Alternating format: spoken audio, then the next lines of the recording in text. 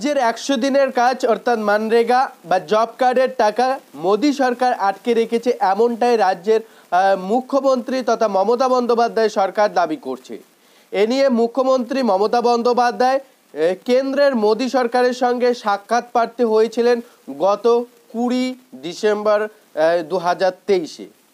সাক্ষাৎ প্রার্থী হওয়ার সময় মমতা বন্দ্যোপাধ্যায় মোদী সরকারকে পরিষ্কার জানিয়ে দিয়েছে যে যাতে করে সমস্ত বিষয় দেখে রাজ্যের প্রাপ্য টাকা অর্থাৎ আবাস যোজনার ঘরের টাকা বা ১০০ দিনের কাজ প্রকল্পের টাকা যাতে করে মিটিয়ে দেওয়া হয় সে বিষয়ে কার্যকলাপ চালু করার কথা আর্জি জেনে এসেছিলেন মুখ্যমন্ত্রী মমতা বন্দ্যোপাধ্যায়। কিন্তু দেখা করার ১ মাস কেটে গেল। ২০ ডিসেম্বর ২০২৩-এ দেখা করেছিল, আজ প্রায় ২০-১৯ জানুয়ারি ২০২৪-এর এখনো পর্যন্ত কোনো রকম শুরু আসেনি। এরই মধ্যে সরাসরি হাইকোর্ট থেকে বড়সড় ঘোষণা করে দেওয়া হলো। তো হাইকোর্টের তরফে কি ঘোষণা করা হলো, আপনাদের বাঞ্ছনার টাকা কবে মিলতে পারে এ নিয়ে কী আপডেট রয়েছে, ১০০ দিনের কাজ প্রকল্পের টাকা নিয়ে কি আপডেট রয়েছে, A to Z details update জানতে ভিডিওটি প্রথম থেকে শুরু করে শেষ পর্যন্ত দেখুন। চ্যানেলে নতুন হয়ে থাকলে চ্যানেলটিকে সাবস্ক্রাইব করে রাখবেন, ভিডিওটিতে একটি লাইক প্রদান করে দেবেন। সরাসরি অন স্ক্রিনে দেখতে পাচ্ছেন আপডেটে লেখা রয়েছে ১০০ দিনের কাজের দুর্নীতির অভিযোগে চাপ বাড়ল রাজ্যের।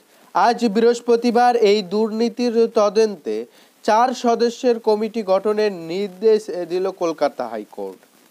এই কমিটি রাজ্য ভুয়ো জব কার্ড নিয়ে বিস্তারিত তদন্ত করে আদালতে রিপোর্ট জমা দিবে। আগামী বৃহস্পতিবার ফের এই মামলার শুনানি রয়েছে।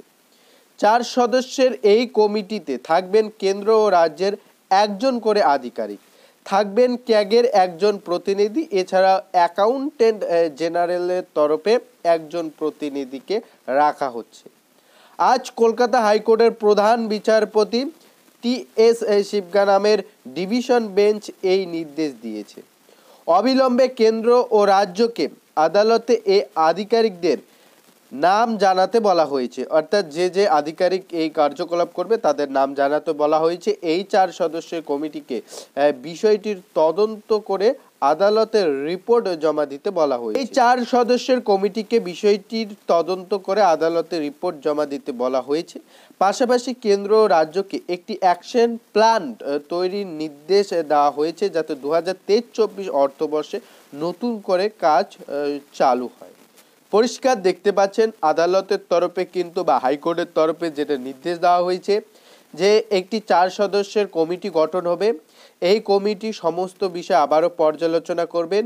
কমিটিতে থাকবে একজন কেন্দ্রের আধিকারিক, একজন রাজ্যের আধিকারিক, পাশাপাশি আপনাদের ক্যাগের একজন প্রতিনিধি, এছাড়া অ্যাকাউন্টেন্ট জেনারেলের তরফে একজন প্রতিনিধি। এভাবে একটি ৪ সদস্যের কমিটি হবে। সেই কমিটি সমস্ত বিষয় ঘুরে ঘুরে তথ্য যাচাই করবে, ভুয়ো জব কার্ড যাচাই করবে। যদি ভুয়ো জব কার্ড অবিলম্বে অনেক কিছু দেখা যায় সেক্ষেত্রে কিন্তু সে বিষয়ে রিপোর্ট খুব শীঘ্রই কিন্তু পেশ করবে আদালতে। এরপর কিন্তু আগামী বৃহস্পতিবার এ বিষয়ে শুনানি রয়েছে।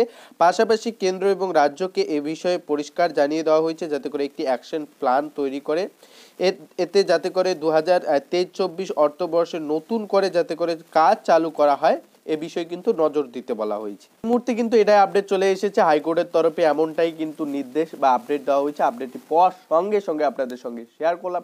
আশা করি আপডেটটি পর উপকৃত হয়েছেন। অন্যকে ভিডিওটি শেয়ার দিয়ে জানাতে সাহায্য করবেন। চ্যানেলে নতুন হয়ে থাকলে চ্যানেলটিকে সাবস্ক্রাইব করবেন, ভিডিওটিতে লাইক প্রদান করবেন। ভালো থাকবেন, সুস্থ থাকবেন। দেখা হচ্ছে খুব শীঘ্রই আরও একটি নতুন ভিডিওর সঙ্গে।